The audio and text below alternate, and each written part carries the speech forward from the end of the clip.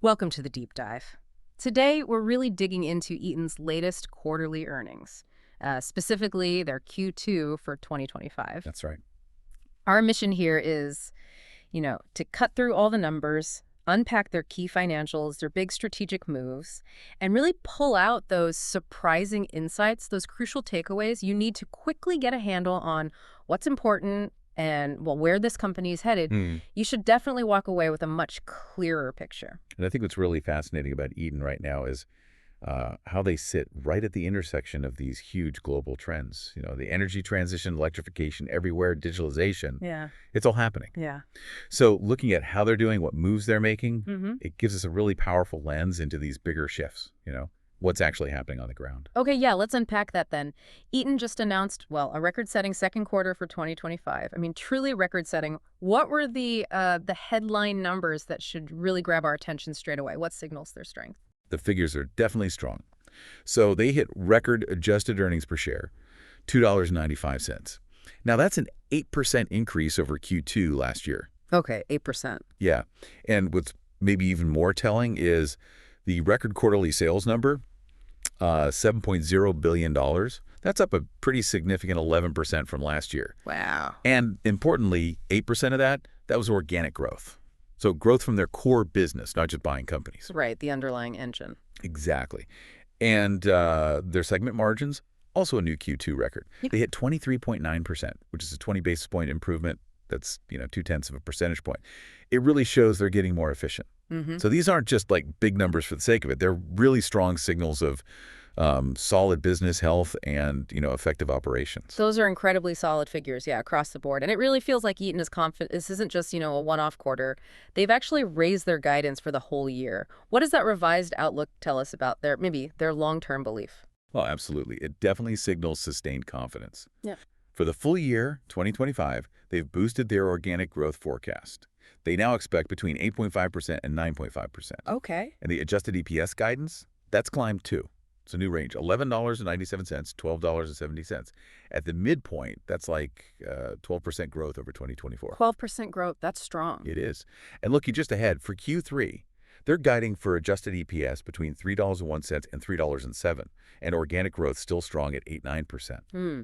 So this updated guidance, it really underlines that, even with maybe some global uncertainty lingering, Eaton sees clear, sustainable paths for continued strong growth. It's quite a bold statement in today's market, actually. That really is a powerful statement. And it seems to connect right into what their CEO, Paulo Ruiz, has called this bold new strategy, right? Mm. Built on lead, invest, and execute for growth. And today, they're really putting the spotlight on that invest for growth part.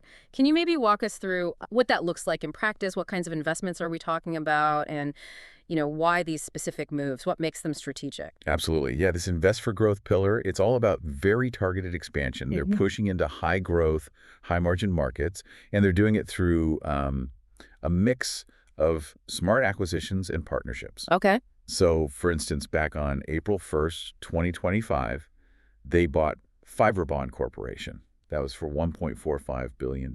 Right, Fiberball. Yeah, it's a U.S. company, and they specialize in these pre-integrated modular power enclosures. Now, this is really critical for data centers Why is that? because these modules, they dramatically speed up construction. They also improve the capital returns because they allow more white space, the valuable floor area with the servers. Ah, okay. The revenue generating part. Exactly. More space for servers. And it even helps with labor shortages because you need less specialized workers on site. Interesting. And Fiberbond made an immediate impact. We're talking $144 million in sales and $44 million in operating profit just in Q2. That's pretty incredible for a brand new acquisition. Wow, straight out of the gate. Yeah. Then another really key move, just in July 2025, they agreed to buy Resilient Power Systems, Inc. That's $55 million cash up front, plus maybe some contingent payments later. Okay. This company, they bring this really transformative solid-state transformer technology. It replaces the old copper windings. So like a tech leap. It really is. It's seen as a potential game changer for future high-power AI data centers. Also critical for things like advanced EV charging and battery storage. Got it. And then there's Ultra PCS Limited. They signed that deal in June. for $1.55 billion. It's expected to close in the first half of 2026. Right. This one significantly bolsters Eaton's position in fast-growing aerospace and defense markets, especially next-gen stuff. It gives them more exposure in European defense specifically, and they expect it to boost the aerospace segment's margins right away. So a lot happening on the acquisition front. Definitely. But it's not just acquisitions. They're also forging these really critical strategic partnerships. Okay, like with who? Well, they've partnered with NVIDIA, essentially to re-architect data center infrastructure. Eaton brings the power distribution expertise, developing solutions for these really high-density GPUs right down to the rack level. Working with the chip giant. Yeah. And with Siemens Energy, they're tackling power availability bottlenecks for data centers. It's about combining Siemens on-site power generation with Eaton's modular power distribution. How does that help? It allows for this flexible distributed power system that isn't totally reliant on the grid. So you get shorter project timelines, more operational flexibility for the customer. It's a big deal. Yeah, grid dependency is a huge issue. It is. And they've also teamed up with ChargePoint. They're jointly developing global integrated EV charging solutions, power distribution software, the whole package to really enable vehicle electrification at scale. And what ties this all together, I think, is Eaton's kind of bold claim. They basically consider themselves the only company in the data center space that can go all the way from the utility down to the chip. Wow, that is quite a statement. From the grid to the silicon. Okay, so if we take all these strategic moves, these impressive numbers, what does it all mean for Eaton's individual business segments? Where are they really seeing the strongest performance and what's driving that? Well, the Electrical Americas segment is just absolutely soaring, hitting new records all over the place. Yeah. Sales were a record $3.4 billion. That's up 16%, and driven by really impressive 12% organic growth. 12% organic, wow. Yeah, and their backlog grew an incredible 17% year over year. It's a new all-time record, $11.4 billion. It's huge backlog. Massive. And organic orders really picked up steam. They're now up 2% on a rolling 12-month basis, which is a big positive shift because last quarter they were actually down 4%. Right, so a significant turnaround in orders. Exactly. And the big story here, no surprise, is data centers. Orders jumped about 55%. Sales were up 50% compared to Q2 last year. 55% jump in data center orders. That's enormous. Is that sustainable? I mean, what's driving that crazy demand right now? Yeah, it's a huge leap, and it's a crucial question. Eaton's management, they attribute it to, well, partly the general boom in AI-driven data center demand, obviously. Right. But also their strategic positioning with those modular solutions like the ones from Fiberbond we talked about. Okay. So it's the tech meeting the demand? Precisely. They say it's not just one big project, but a broad acceleration. Customers need speed and efficiency for these build-outs. Makes sense. And it's not just data centers. Commercial and institutional markets are also very strong. Utilities are seeing, mid to high single-digit growth. Okay. And crucially, this ties into investment. Eaton has 12 capacity expansion projects underway right now. 12. With 6 facilities actually ramping up production in the second half of this year, 2025. Particularly for things like transformers, switchgear, voltage regulators, the stuff needed for the grid and data centers. Right. And they expect this increased capacity to be, and I quote, the biggest contributor to the acceleration of growth. That's a pretty major investment in future capacity then. But what about the short term? Does building all that new capacity cause any immediate pain? Any headwinds? It does, actually. That's a good point. This big ramp up, it's currently causing about 100 basis points of margin headwind just in Electrical Americas. A full percentage point? Yeah, a full point of margin pressure. It's mainly due to the initial inefficiencies, getting these new facilities up and running smoothly. Okay. But it's very much a deliberate strategic investment. They expect significant future leverage from it. And there's even more capacity planned beyond 2025. So yeah, short-term cost, but definitely for a long-term gain. Got it. What about globally? Moving to Electrical Global, sales were also a quarterly record there. $1.8 billion, up 9%, with 7% organic growth. Still strong. Yeah, and operating margins improved quite a bit by 110 basis points, hitting a record 20.1%. They're seeing good strength in APAC, that's Asia-Pacific double-digit organic growth there, and an ongoing recovery in EMEA, Europe, Middle East, Africa, showing mid-single-digit organic growth. So solid performance globally, too. Okay. And aerospace. That's often a strong point for them. Still is. Yeah. Aerospace also hit record sales, $1.1 billion, up 13%, with 11% organic growth. Operating profits were a record $240 million, up 17%.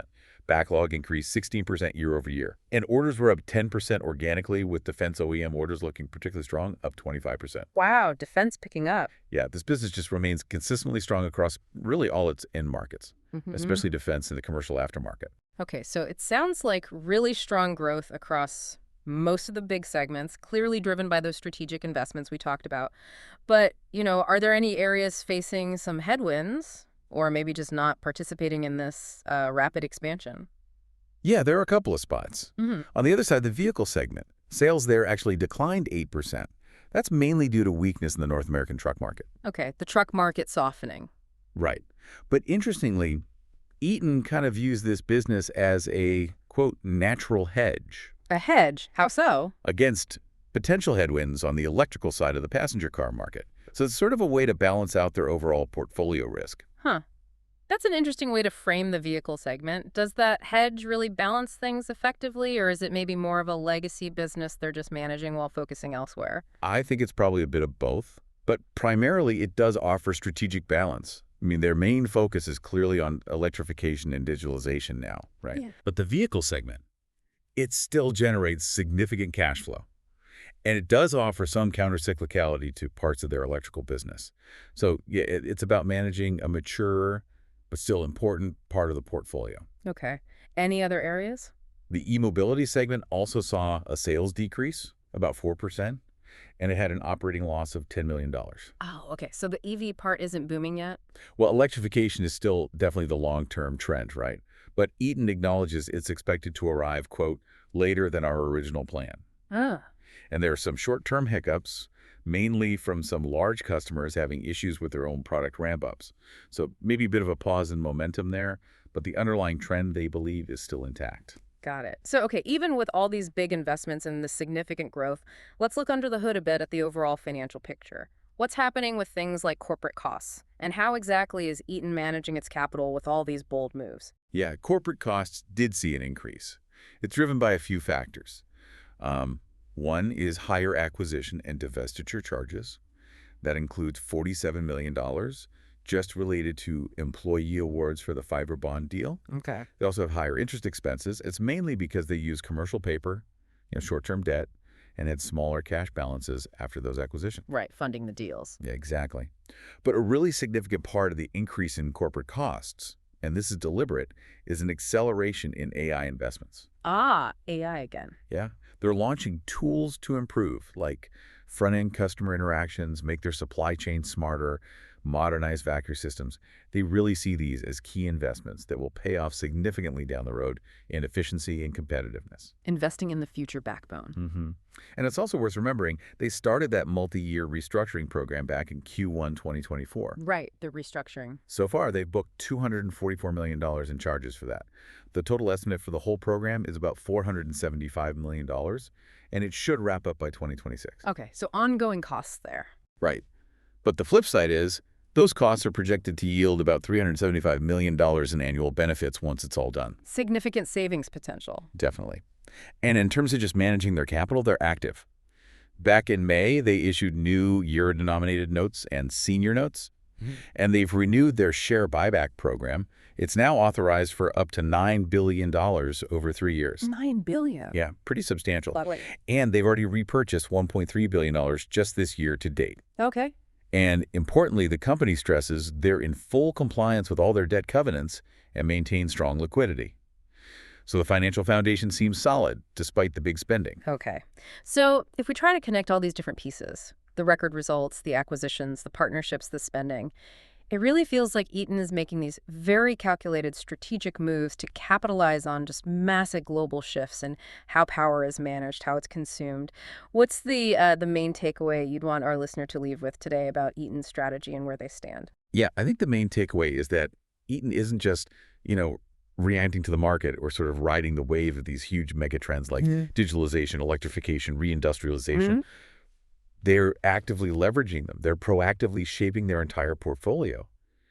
Through those really strategic acquisitions like Fiberbond and Ultra PCS, through key partnerships with giants like NVIDIA and Siemens Energy, and through those significant internal investments in manufacturing capacity and cutting-edge tech like AI, Right.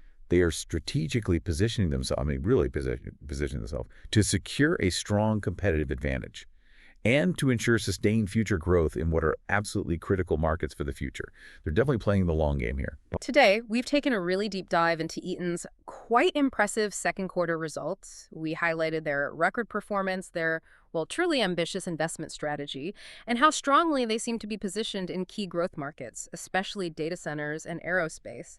It's a fascinating look at how a major company is strategically transforming itself to meet these future global demands, particularly around power management. Now, for you listening, maybe consider this. How might these really large-scale shifts in power management and industrial growth, exemplified by these bold moves from Eaton, how might they impact other sectors or maybe companies that you follow? What really stands out to you about how companies are navigating these massive changes and making such significant, sometimes risky, long-term investments for the future?